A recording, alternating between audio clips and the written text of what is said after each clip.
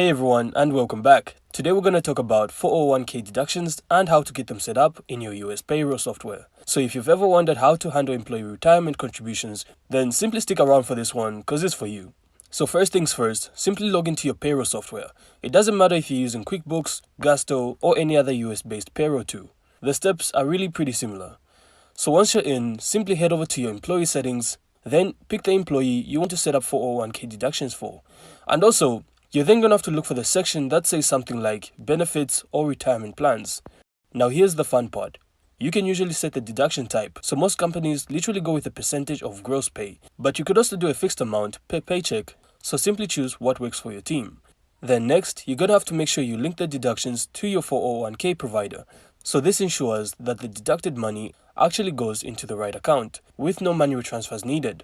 And also don't forget to double check contribution limits. So the IRS sets annual limits and you don't want anyone accidentally exceeding them.